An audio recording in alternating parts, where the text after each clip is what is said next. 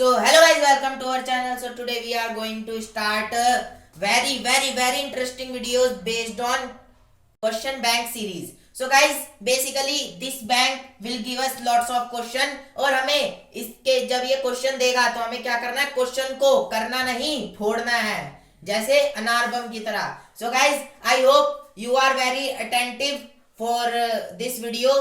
So हम इस video में क्या करेंगे, ओनली इलेक्ट्रिसिटी चैप्टर पे बेस्ड कुछ नई तरीके के क्वेश्चन करेंगे जो कि सीबीएसई में जिस तरीके से पूछे जा सकते हैं उस तरीके के क्वेश्चन करेंगे. So guys let's start.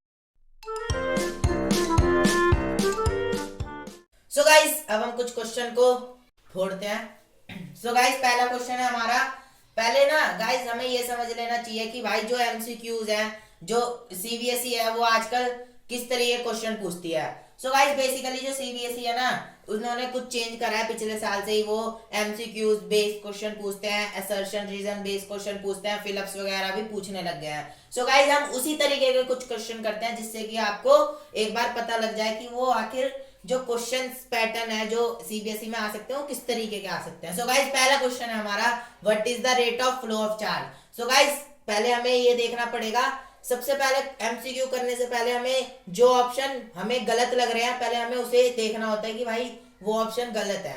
फिर इसके बाद जो लास्ट वन बचता है वही सही होता है और हमें फिर उसी हिसाब से सही ठीक आंसर करना होता है. सो गाइस बेसिकली पहला क्वेश्चन है, what is the rate of flow of charge.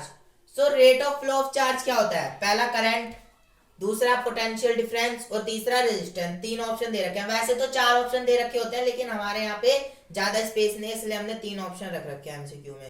तो हमें पहले ये करना पड़ेगा कि कौन कौन से जो ऑप्शंस हैं वो इसके आंसर नहीं हो सकते. तो पहला तो रेजिस्टेंस. भाई रेजिस्टेंस तो हो ही नहीं सकता. रेजिस्टेंस हमें पता है वो चीज होती है जो कि करंट को अपोज करती है, उसे हम रेजिस्टेंस बोलते हैं. ऐसा कुछ यहाँ पे है नहीं. सो गाइस अगर मैं बी की बात करूं तो ये भी नहीं हो सकता क्योंकि ये पोटेंशियल डिफरेंस है. पोटेंशियल डिफरेंस मैंने आपको पहले बताया था कि कंडक्टर के जब दो एंड के बीच में जो करंट का डिफरेंस होता है हम उसे ही बोलते हैं पोटेंशियल डिफरेंस. अब मैं बात करूं करंट की तो करंट हो सकता है भाई, क्योंकि करंट का फॉर्मूला भी क्या होता है, Q अपॉन T होता है, टोटल चार्ज अपॉन में टाइम. तो बेसिकली हमने यहाँ पे देखो क्या लिखा है, what is the rate of flow of charge. So guys rate of flow of charge is known as current. तो current is the right answer. And चलो अब हम सेकंड क्वेश्चन करते हैं. The purpose of rheostat is. Rheostat आपने देखा होगा lab वगैरह में, या फिर अगर आपने नहीं देखा तो आप नेट पे सर्च मार के देख सकते हैं. बेसिकली ये कुछ नहीं होता, ये एक ऐसा इंस्ट्रूमेंट होता है जो कि वेरिएबल रेजिस्टेंस की तरह काम करता है. मतलब कि रेजिस्टेंस को किसी सर्किट में बढ़ा भी सकता है, घटा भी सकता है. सो बेसिकली इसका ऑप्शन देखते हैं. पहला ऑप्शन क्या है कि increase in magnitude of current, मतलब कि ये मैग्नीट्यूड ऑफ करंट को बढ़ा सकता है. हाँ भाई ये रेजिस्टेंस कम कर देगा किसी भी कंडक्टर में और मैग्नीट्यूड ऑफ करंट बढ़ जाएगा.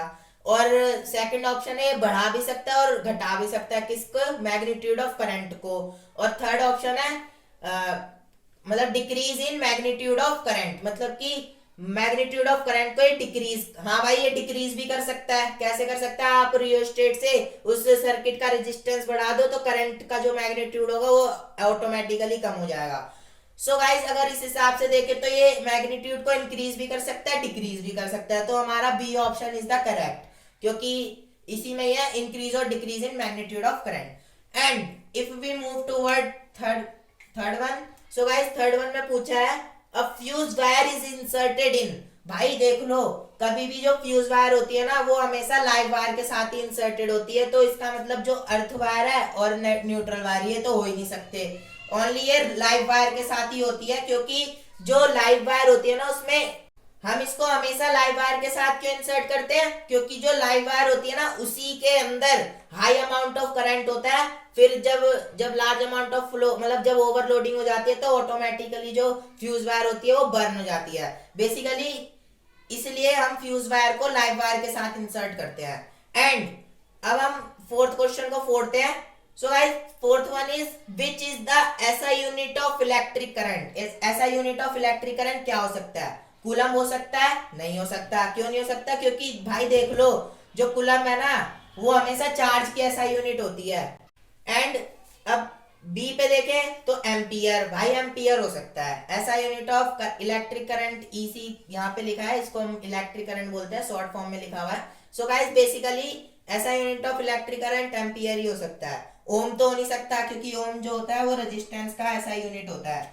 और ना आपको ऐसा यूनिट वगैरह छोटी मोटी चीजें याद मतलब रिमेम्बर करना बहुत जरूरी है, क्योंकि ये कहीं पे भी पूछ सकता है। सो गाइस बेसिकली इसका ऐसा यूनिट क्या होगा इलेक्ट्रिक करंट का, एम्पियर होगा। और अब मैं फिफ्थ वन की बात करूं तो which device is use to measuring electric current, मतलब कि ऐसा कौन सा डिवाइस है जिसका हम यूज करते हैं इलेक्ट्रिक करंट को मेजर करने के लिए। So guys basically ammeter, ammeter का पता नहीं भाई करते हैं कि नहीं, आप बताओ। वोल्टमीटर, इसका तो हो ही नहीं सकता क्योंकि ये पोटेंशियल डिफरेंस को मेजर करता है, वोल्टमीटर जो होता है, तो ये नहीं हो सकता। गैल्वेनोमीटर हो ही नहीं सकता क्योंकि जो गैल्वेनोमीटर इंस्ट्रूमेंट होता है वो ओनली करंट को डिटेक्ट करता है कि किसी कंडक्टर में करंट है या नहीं है। तो बेसिकली गैल्वेनोमीटर का ये काम होता है, तो ये कर ही नहीं सकता। सो बेसिकली गैल्वेनोमीटर तो हो ही नहीं सकता। अब मैं बात करता हूँ एमीटर की, तो एमीटर ही होता है भाई जो डिवाइस इलेक्ट्रिक करंट को मेजर करता है उसे हम क्या बोलते हैं, एमीटर। और इसकी ऐसा यूनिट क्या होती है इलेक्ट्रिक करंट की, एम्पियर। तो दोनों रिलेटेड है, तो आप रिमेम्बर कर सकते हो कि भाई देखो जो ऐसा यूनिट होती है वो एम्पियर होती है, और जो मेजरिंग डिवाइस होता है करंट को मेजर करने के लिए उसे हम क्या बोलते हैं, एमीटर बोलते हैं। और बेसिकली आपने देखा भी होगा आपके घरों में लगा रहता है जो सबमर्सिबल का जो एक बॉक्स टाइप का होता है, उसमें एक तरफ एमीटर होता है, एक तरफ वोल्ट मीटर होता है। सो गाइस बेसिकली यही था। अब let's move toward next type of questions. So guys हम कुछ अलग तरीके के क्वेश्चन करते हैं, जैसे कि ये वाला क्वेश्चन दे रखा है, two bulbs of 100 watt and 40 watt, मतलब कि एक बल्ब जो है वो 100 वॉट का है और दूसरा जो बल्ब है वो 40 वॉट का है। ये कैसे कनेक्टेड है, सीरीज में। Current through the 100 what bulb is 1 ampere है, तो current through the 40 what bulb कितना होगा, ठीक है। सो गाइस ये एकदम सिंपल है, एकदम मतलब it's a piece of cake. पहले तो हमें फॉर्मूला पुट करना पड़ेगा, पहले हमें लिखना पड़ेगा कि गिवन क्या क्या चीज है। जैसे कि जो फर्स्ट बल्ब है उसका कितना दे रखा है, पावर 100 वॉट, ठीक है, और इसका पावर 100 वॉट दे रखा है। जो इसमें से जो करंट फ्लो कर रहा है वो कितना दे रखा है, 1 एम्पियर, ठीक है। और जो दूसरा बल्ब है उसका पावर कितना दे रखा है, 40 वॉट, और जो इसमें से करंट फ्लो हो रहा है उसको हमें निकालना है, ठीक है, हमें बेसिकली ये निकालना है। सो गाइस सिंपल है एकदम, और ठीक है। तो power is equals to V I formula use करो। इसके बाद ये हो जाएगा 100 watt equals to potential difference तो दे नहीं रखा, फिर 1 एम्पियर, तो पोटेंशियल डिफरेंस कितना आ जाएगा, 100। तो इसका ओवरऑल जो पोटेंशियल डिफरेंस होगा वो कितना आ जाएगा, 100 वोल्ट। अब हमें पोटेंशियल डिफरेंस तो पता चल गया, अब हमें क्या निकालना है, ये करंट निकालना है जो कि 40 वोल्ट वाले बल्ब में से फ्लो कर रहा है। तो फिर दोबारा हम power is equals to V I formula use करेंगे। पावर इसका दे रखा है 40 वोल्ट, 40 वॉट, और पोटेंशियल डिफरेंस है 100 वोल्ट, एंड करंट हमें फाइंड करना है। तो इसका करंट कितना आ जाएगा, 40 अपॉन में 100, तो इसका ओवरऑल करंट कितना आ जाएगा, I is equals to 40 upon में 100, और 0 से 0 कैंसिल आउट, तो यहाँ पे आ जाएगा 0.4 ampere is the current. So let's move toward next question.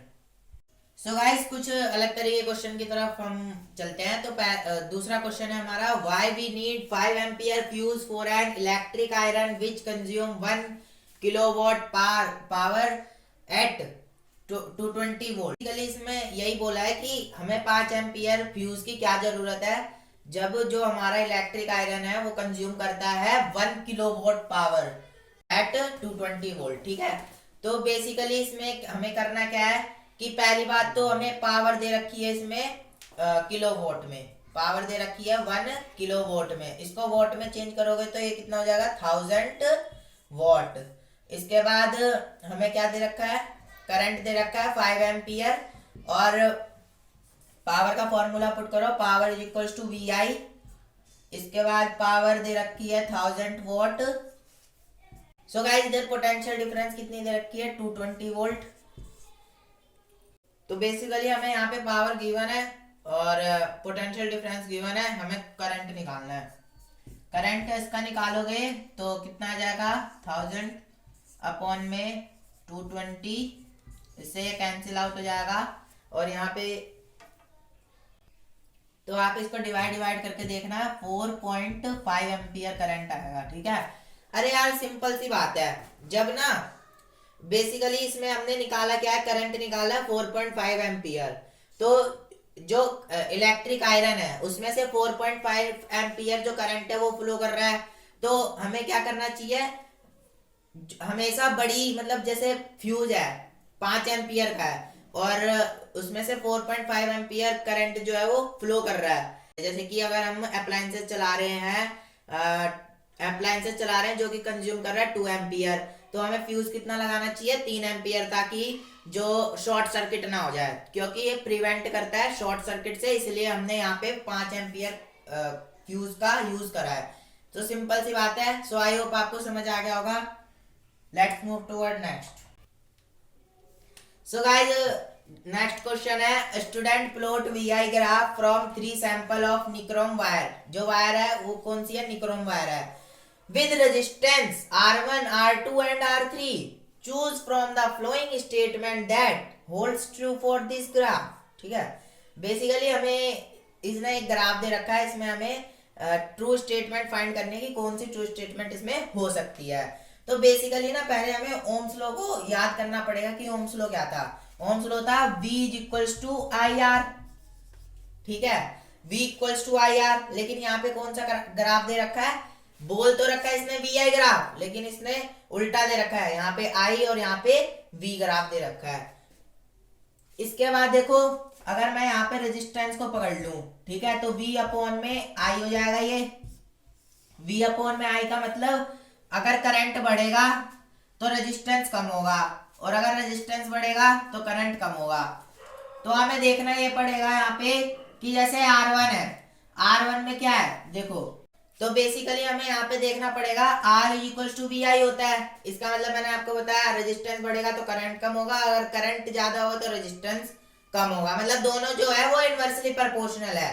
तो बेसिकली हमने देखो यहाँ पे करंट की वैल्यू जो है यहाँ पे ज्यादा है तो रेजिस्टेंस क्या है, कम है, और यहाँ पे करंट की वैल्यू कम है तो रेजिस्टेंस थोड़ा थोड़ा बढ़ रहा है। ठीक है, तो यहाँ पे अगर हम फर्स्ट वाले को देखें तो R1 resistance is greater than R2 resistance is greater than R3 resistance. जो R1 रेजिस्टेंस इसके अकॉर्डिंग कह रहा है कि R1 रेजिस्टेंस ज्यादा है, फिर R2 है, फिर R3 है।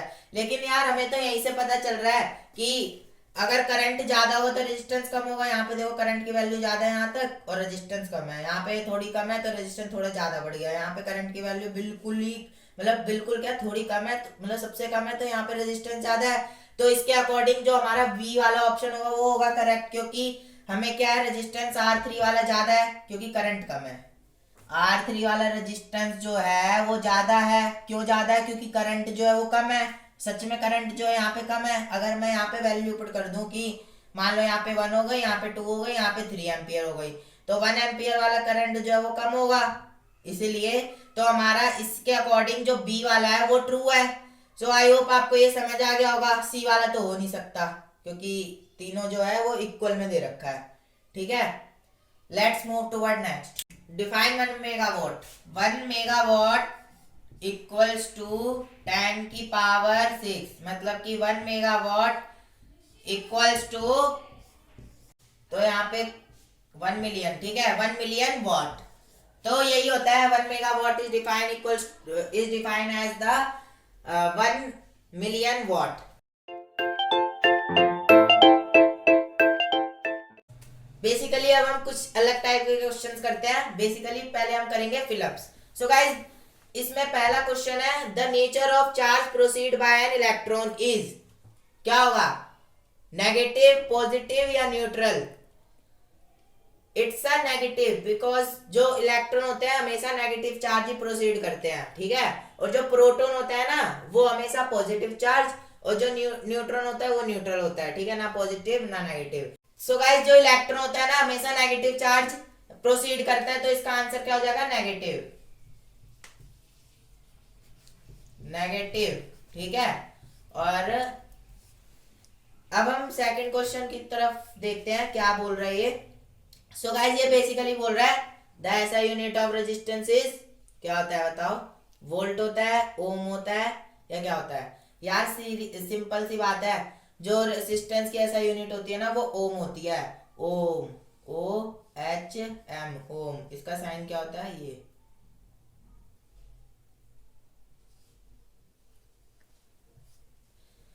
और इसके बाद हम देखते हैं थर्ड वन क्वेश्चन। तो थर्ड वन क्वेश्चन क्या बोल रहा है, 1 milli ampere is equals to, कितना एम्पियर होता है। 1 मिली एम्पियर जो होता है वो हमेशा 1000 एम्पियर के इक्वल होता है, ठीक है। और फोर्थ वन पे हम पढ़ते हैं। फोर्थ वन देखो ये ना बड़ा यूनिक सा क्वेश्चन है, मतलब यूनिक नहीं कह सकते हम, मतलब अलग तरीके का क्वेश्चन है। इसमें बेसिकली दो चीजें दे रखी होती है, एक असर्शन दे रखा होता है, एक रीजन दे रखा होता है। सो गाइस बेसिकली देखते हैं पहले असर्शन में क्या पूछ रहा है, क्या बोल रही है। When a current I flow through a resistance heat produced, मतलब कि ये बोल रहा है कि अगर कोई करंट आई है वो किसी रेजिस्टेंस से फ्लो कर रही है तो वो क्या वो हीट प्रोड्यूस करेगी। और इसका रीजन में क्या लिखा है, the joule law of heating says H is equals to I square RT। मतलब जूल्स लॉ ऑफ हीटिंग तो पढ़ा ही होगा, अगर नहीं भी पढ़ाना तो मैंने ये वाला चैप्टर पहले पढ़ा रखा है, तो आप उस वाली वीडियो को फॉलो कर लेना। So guys basically Joule's law of heating कहता है H is equals to I square RT, मतलब कि जो हीट है ना वो डायरेक्टली प्रोपोर्शनल तीन चीज की होगी। पहला, अगर करंट के स्क्वायर के डायरेक्टली प्रोपोर्शनल होगी, मींस अगर करंट बढ़ेगा तो हीट बढ़ेगा कंडक्टर में, और अगर रेजिस्टेंस होगा कंडक्टर में तब भी हीट बढ़ेगी। और अगर टाइम, मतलब अगर कोई जैसे अप्लायंसेज है वो बहुत समय से चल रहा है तो उसमें भी हीट प्रोड्यूस होगी। तो basically heat is directly proportional to I, मतलब करंट बढ़ा तो हीट भी बढ़ेगी, और रेजिस्टेंस बढ़ा तो हीट भी बढ़ेगी, और टाइम जो है वो बढ़ा तो हीट प्रोड्यूस होगी ज्यादा से ज्यादा। सो गाइस बेसिकली इसमें फर्स्ट ऑप्शन दे रखा है इसने, असर्शन इज करेक्ट। असर्शन क्या करेक्ट है, हाँ यार असर्शन करेक्ट है, क्योंकि अगर आप करंट आई को फ्लो कराओगे किसी रेजिस्टेंस से तो हीट प्रोड्यूस होगी। और अगर बी देखो, रीजन इज करेक्ट, रीजन भी करेक्ट है। सो गाइस इसका बेसिकली थर्ड आंसर होगा, क्योंकि देखो असर्शन भी ठीक है और रीजन भी ठीक है, और प्लस में देखो reason is correct explanation of A. जो रीजन है ना वो करेक्ट एक्सप्लेनेशन है असर्शन का। सो गाइस इसका जो करेक्ट ऑप्शन होगा वो सी होगा, ठीक है। सो आई होप आपको ये समझ आ गया होगा। If you have any doubt, any type of doubt, you can comment below. So let's move toward some interesting questions. So guys अब हम कुछ 3 मार्क्स के क्वेश्चंस करते हैं। पहला क्वेश्चन इसने पूछ रखा है, find the relation between power, current and potential difference. So guys basically हमें पावर, करंट और पोटेंशियल डिफरेंस के बीच में रिलेशन निकालना है। सो गाइस बेसिकली इसमें हमें पावर का फॉर्मूला आपको याद होगा, power is equals to V square upon में R, और एक और फॉर्मूला होता था power is also equals to I square R। So हमें ये वाले फॉर्मूले डिराइव करने हैं, मतलब कि इनके बीच का रिलेशन निकालना है basically. So guys let's begin. So guys आप ना थोड़ा हमें सपोर्ट करने के लिए थोड़ा सब्सक्राइब भी कर दिया करें, हमारे चैनल को थोड़ा शेयर भी कर दिया करें, तभी आपको इन तरीके की वीडियोस मिल पाएंगी। सो गाइस पहले हम ये क्वेश्चन निपटाते हैं। Power is equals to VI होता है सिंपली, ठीक है। अब भाई यहाँ पे हमें लगाना है ओम्स लॉ। ओम्स लॉ क्या होता है, V is equals to IR, ठीक है, यहाँ तक खत्म। अब देखो power is equals to V की जगह हम क्या लिख सकते हैं, IR लिख सकते हैं, तो IR इंटू I, ठीक है। तो पावर इज इक्वल्स टू ये क्या हो जाएगा, I स्क्वायर अपॉन में R। पहला फॉर्मूला तो हमारा आ गया भाई, ठीक है। So guys basically power is equals to I square R हमारा फॉर्मूला आ गया।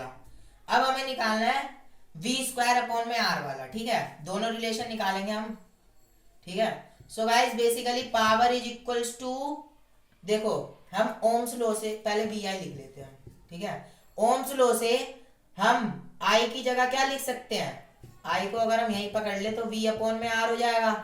I को हम V अपॉन में R भी बोल सकते हैं। सो बेसिकली कुछ नहीं करना, power is equals to I की जगह बस आपको v अपॉन में r पुट करना है, तो ये क्या हो जाएगा v अपॉन में r। सो बेसिकली ये क्या हो जाएगा power is equals to v square upon में r। सो गाइस बेसिकली हमें दोनों रिलेशन हमने निकाल दिया, power is equals to I square R and power is also equals to V square upon में आर। सो गाइस इसी बात पे हमारे चैनल को सब्सक्राइब कर दीजिए बस। अब हम बात करते हैं सेकंड क्वेश्चन की। So guys what is the Joule heating effect of current and derive its expression, ठीक है। So guys basically Joule's law of heating मैंने आपको बताया था, H is equals to I square R T को हम क्या बोलते हैं Joule law of heating, H is equals to I square R T को। सो बेसिकली ये फॉर्मूला हमें क्या बताता है कि भाई बेसिकली जो हीट है ना वो तीन चीज के ऊपर डिपेंड करती है, मतलब कि डायरेक्टली प्रोपोर्शनल है। जैसे कि अगर आप करंट बढ़ाएंगे तब हीट बढ़ेगी कंडक्टर में, रेजिस्टेंस बढ़ाएंगे कंडक्टर में तब हीट प्रोड्यूस होगी। अगर कोई टाइम लगेगा, जैसे कोई अप्लायंसेस बहुत समय से चल रहा है तो वो भी हीट प्रोड्यूस करेगा। बेसिकली ये तीन चीज पे डायरेक्टली प्रोपोर्शनल होती है। अब भाई देखो जूल लॉ ऑफ हीटिंग तो बेसिकली ये होता है आपको कुछ वो बना के लिखना पड़ेगा, मतलब कि joule law of heating states that heat is directly proportional to current resistance and time also. So guys इस तरीके से आपको इसको डिफाइन तो आप मेरे को लग रहा है कि आप कर सकते हो, अगर नहीं भी कर सकते तो यार मेरी वीडियो देख लेना, उसमें आपको समझ आ जाएगा। सो गाइस बेसिकली मैं इसका जो मेन चीज है वो बताता हूँ कि हम इसका जो एक्सप्रेशन है वो आखिर में डिराइव कैसे करें। सो गाइस अब हम सेकंड क्वेश्चन कर रहे हैं। बेसिकली हम इसका एक्सप्रेशन डिराइव करना बता देता हूँ कि आखिर करते कैसे हैं, बाकी डेफिनेशन वगैरह यार आप खुद भी पढ़ सकते हो, यहाँ पे जगह नहीं है वरना मैं कर देता। So guys let's begin.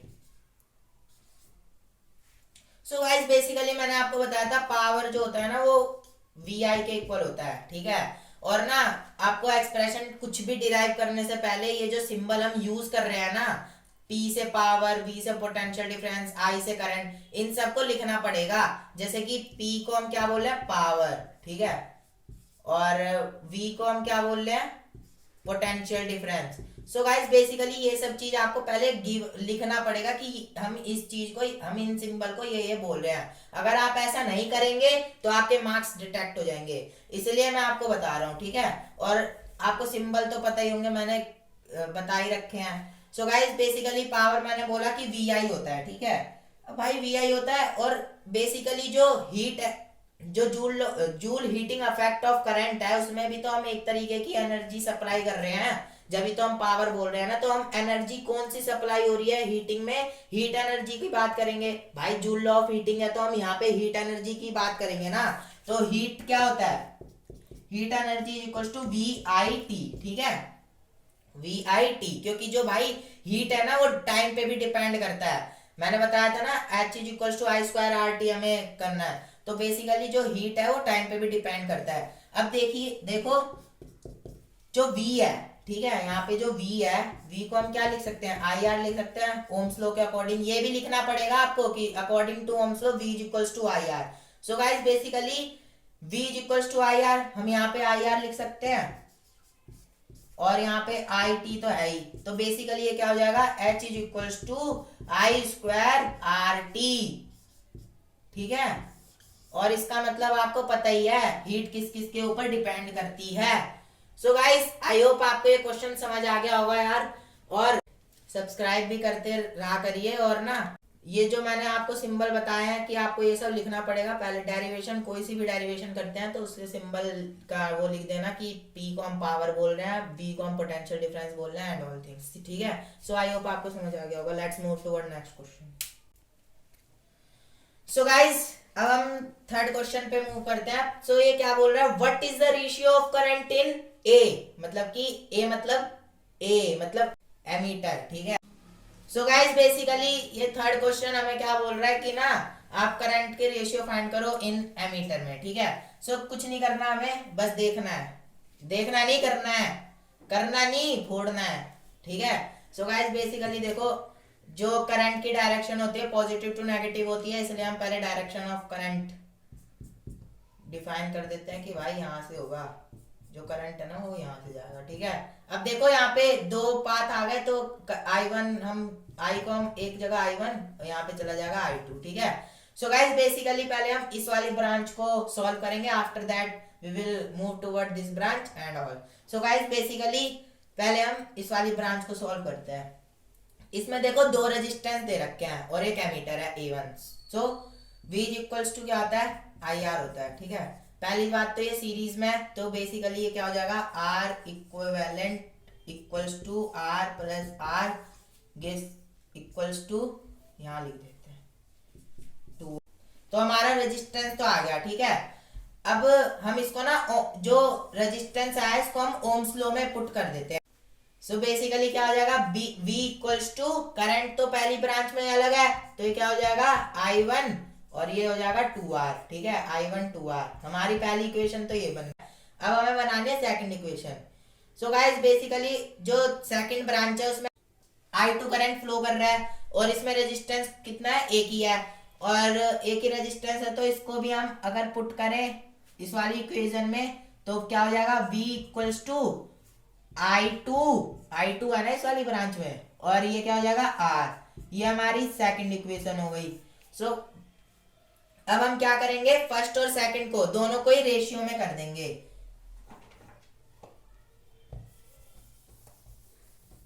दोनों को ही हम लोग क्या कर देंगे, रेशियो में। सो गाइस बेसिकली हम ना I1 को यहीं पर ही पकड़ लेते हैं, ठीक है। यहीं पर ही पकड़ा हमने और V के नीचे क्या चला जाएगा, 2R चला जाएगा, ठीक है।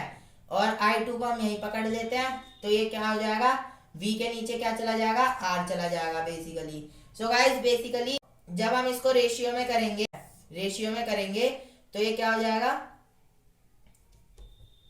इसको रेशियो में करेंगे V से V कैंसिल हो जाएगा, कैंसिल आउट हो जाएगा V से V, और हमारे पास क्या बच जाएगा। सो गाइस बेसिकली I1 अपॉन में I2 इक्वल्स टू क्या बचेगा, R से R कैंसिल हो जाएगा, रेसिप्रोकल हो जाएगा ये, तो ये क्या हो जाएगा 1/2। अगर आपको यहाँ पे कोई प्रोसेस समझ नहीं आया तो मैं फिर बता देता हूँ लॉन्ग प्रोसेस से। देखो V अपॉन में 2R तो था ही, V अपॉन में यहाँ पे 2R तो था ही, ठीक है, और ये अपॉन में था तो इसको हम रेसिप्रोकल कर देते हैं, तो ये क्या हो जाएगा R अपॉन में V। तो यहाँ V से V कैंसिल, यहाँ पे R से R कैंसिल, तो बेसिकली यहाँ पे क्या बच जाएगा, ऊपर 1 और नीचे 2, तो ये क्या हो जाएगा 1/2, ठीक है। इसलिए यहाँ पे जो I1 अपॉन में I2 की जो रेशियो है वो कितनी आ गई, 1 अपॉन में 2, ठीक है। सो गाइज आई होप आपको ये वाला क्वेश्चन समझ आ गया होगा। Let's move toward different types of question based on series parallel. Series और पैरेलल के क्वेश्चन करते हैं गाइज। सो गाइज पहला है find the effective resistance between A and B, ठीक है। हम अभी जितने भी क्वेश्चन करने वाले हैं सब में हमें इफेक्टिव रेजिस्टेंस फाइंड करना है। So let's begin. तो गाइस देखो यहाँ पे 2 ओम का रेजिस्टेंस दे रखा है, यहाँ पे भी 2 ओम का, यहाँ पे 2 ओम का, यहाँ पे भी 2 ओम का, ठीक है।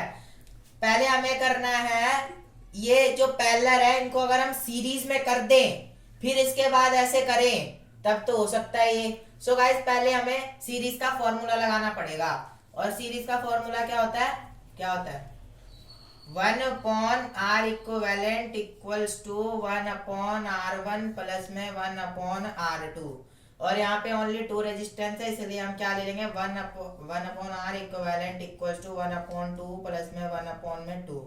सो गाइस ये सिंपल ही है, पता चल रहा है। ये तो एलसीएम ले लो, यहाँ पे इसका आएगा 1 2 अपॉन 2 1, तो R इक्विवेलेंट बेसिकली क्या आ गया 1 ओम।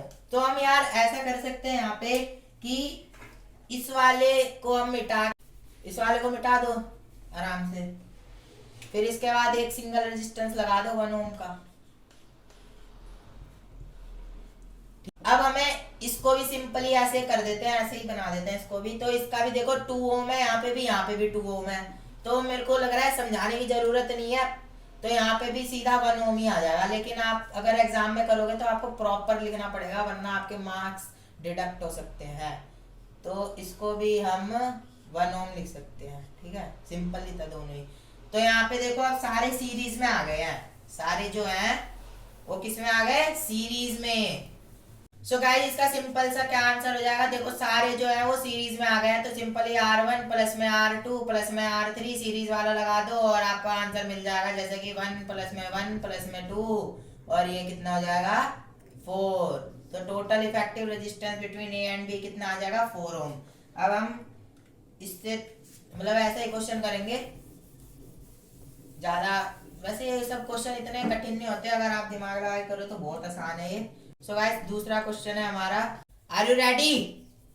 आई hope you are ready. So guys एक रेजिस्टेंस यहाँ पे है, एक रेजिस्टेंस यहाँ पे है, एक रेजिस्टेंस यहाँ पे है और एक रेजिस्टेंस है यहाँ पे। थोड़ा रेजिस्टेंस मेरा अजीब सा बन रहा है, आई होप आपको समझ आ रहा होगा। सो गाइस बेसिकली ए यहाँ पे है और बी यहाँ पे, हमें इफेक्टिव रेजिस्टेंस फाइंड करना है। ये ओम जो है ना यहाँ पे थोड़ा आर आर सा लग रहा है, लेकिन आप समझ जाना ओम का साइन में थोड़ा ऐसे ऐसे, ठीक है ऐसे। सो इसमें भी देखो क्या है, दो रेजिस्टेंस किसमें सीरीज में, यहाँ पे भी जो दो रेजिस्टेंस है वो सीरीज में है। बेसिकली यहाँ पे एक करंट जो आई होगा यहाँ जाके I1 बन जाएगा और यहाँ जाके I2 बन जाएगा। तो हम लोग एक काम करते हैं इसको सिंपल करने के लिए। पहले ना हम लोग ना ये जो सीरीज में है इसको इसका इफेक्टिव रेजिस्टेंस निकाल लेते हैं, इसका इफेक्टिव रेजिस्टेंस निकाल लेते हैं और इसको सिंगल रेजिस्टेंस कर देते हैं। तो हम लोग इसका इफेक्टिव रेजिस्टेंस निकालते हैं, इन दोनों का इफेक्टिव रेजिस्टेंस निकाल के इसको सिंगल रेजिस्टेंस बना देते हैं। तो बेसिकली एक ही फॉर्मूला लगेगा, पहले R equivalent equals to R1 plus में R2 और जितने रेजिस्टेंस है उतने लगा दो। तो ये बेसिकली सीरीज का फॉर्मूला है, तो हम इन दोनों में पहले सीरीज का फॉर्मूला लगा देते हैं। तो R equivalent equals to 3 plus 3 ये क्या हो जाएगा 6 ओम, 6 ओम और इसका भी 6 ओम हो जाएगा, 3 प्लस 3 करेंगे तो। सो यार आप कर लेना, R equivalent equals to 3 plus 3 equals to 6 ohm. तो इन दोनों को हम जैसे कि इसको हटा के हम सीधा 6 ओम का रेजिस्टेंस लगा देते हैं ऊपर।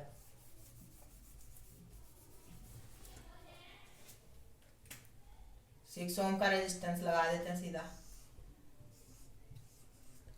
और इन दोनों को भी हटा के हम सीधा 6 ओम का रेजिस्टेंस लगा देते हैं यहाँ पे भी, ठीक है। और सब बढ़िया ना।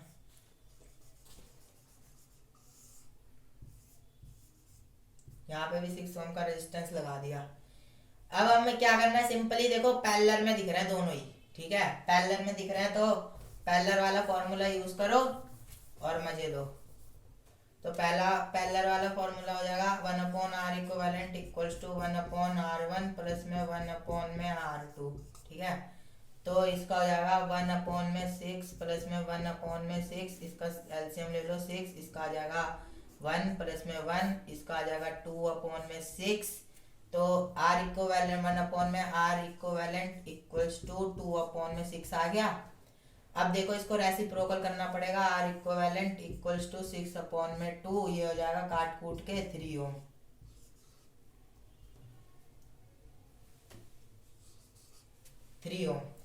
सो गाइस सिंपली इसका जो आंसर आ जाएगा इफेक्टिव रेजिस्टेंस हमारा आ जाएगा 3 ओम। सो आई होप आपको जितने भी क्वेश्चन अभी तक कराए सारे समझ आ रहे होंगे, इसलिए इसी बात पे हमारे चैनल को सब्सक्राइब करें, लाइक करें और शेयर करें। Let's move toward next type of questions. So guys basically अब हमें क्या करना है, इफेक्टिव रेजिस्टेंस निकालना है। तो बेसिकली इफेक्टिव रेजिस्टेंस देखो ये दोनों सीरीज में है, तो ये क्या हो जाएगा 6 आ जाएगा। तो R इक्विवेलेंट इक्वल्स टू, पहले सीरीज वाला फॉर्मूला लगा दो ताकि ये दोनों इसको हम सिंगल रेजिस्टेंस लिख सके। तो ये टोटल आ जाएगा इसका 4 प्लस में 2 इक्वल्स टू 6 ओम। अब हम क्या करेंगे, इसको ऐसे रफ कर देंगे, इसको ऐसे रफ करके यहाँ पे 6 ओम का रेजिस्टेंस लगा देंगे एक बस, ठीक है। फिर खुश हो जाएंगे, नाचेंगे गाएंगे। अब खुश हो गए क्योंकि हमें एक ही रेजिस्टेंस मिल गया, यहाँ पे दो रेजिस्टेंस का कोई झंझट नहीं पालना। तो बेसिकली ये मिल गया हमें। अब ये दोनों देखो पैरेलल में, तो सिंपली फॉर्मूला पुट कर दो 1/R equivalent equals to 1/6 plus में 1/6 अपॉन में 6, यहाँ पे 1 यहाँ पे 1, ठीक है। और ये आ जाएगा 2/6। अब देखो 1/r equivalent equals to 2/6। r equivalent को हम क्या लिख सकते हैं, 6/2, और इसका आंसर आ जाएगा 3 ओम। क्या आ जाएगा, 3 ओम। सो गाइज आई होप आपको ये वाला यहाँ तक समझ आ गया होगा। अब इसके बाद हमें इसमें 2 क्वेश्चन पूछे है ना, इसमें एक तो हमें इफेक्टिव रेजिस्टेंस निकालना है और दूसरा क्वेश्चन है कि हमें पोटेंशियल डिफरेंस निकालना है अक्रॉस ए एंड बी के। ठीक है, तो यहाँ पे पहले कौन कौन से ओम के रेजिस्टेंस थे, एक तो था 4 ओम का और एक था 2 ओम का। तो ये जाएगा 4 ओम का रेजिस्टेंस, यहाँ पे 2 ओम का। तो इसमें बेसिकली डबल क्वेश्चन दे रखा है। तो यहाँ पे 4 ओम का और 2 ओम का, हमें बेसिकली इन दोनों के बीच का पोटेंशियल डिफरेंस निकालना है, जो कि बहुत आसान है, मतलब कि हलवा है। ठीक है, तो हमें बेसिकली क्या करना है, कुछ नहीं करना। तो हमें इन दोनों के बीच का ना वो निकालना है, क्या निकालना है, पोटेंशियल डिफरेंस। तो बेसिकली हमारा जो करंट आया था, सॉरी, जो इफेक्टिव रेजिस्टेंस आया था वो कितना आया था, 3 ओम। ठीक है, यहाँ पे हमें पोटेंशियल डिफरेंस पता ही है 6 वोल्ट, तो हम इससे आराम से करंट निकाल सकते हैं V equals to I R करके। तो यहाँ पे 6 लगा दो, यहाँ पे I, यहाँ पे R कितना दे रखा है, 3। तो I इक्वल्स टू क्या हो जाएगा, 2 एम्पियर। काटोगे पीटोगे तो ये क्या हो जाएगा, 2 एम्पियर आ जाएगा। अब बेसिकली हमें निकालना है इसका पोटेंशियल डिफरेंस और इसका। तो V equals to I R put लगा दो। पहले हम 4 ओम वाले का निकालते हैं। V इक्वल्स टू करंट हमें पता है 2 इंटू रेजिस्टेंस कितना है 4, तो ये कितना आ जाएगा 8 वोल्ट या ओम, वोल्ट ही तो आएगा यार, वो पोटेंशियल डिफरेंस की ऐसा यूनिट वोल्ट होती है ना। और अगर मैं बात करूं यहाँ पे 2 ओम की, तो यहाँ पे हम 2 ओम की निकालेंगे, 2 इंटू 2, और यहाँ पे आ जाएगा 4 वोल्ट। 4 वोल्ट आ गया। सो गाइज हमारी ये वाली वीडियो यहीं पे समाप्त होती है। So I hope you like my video. If you like my video and if you want to get more videos on questions, so don't forget to hit the like, subscribe and share button of my channel, and if you have any doubt please comment below to make yourself doubt free. Have a nice day. Goodbye.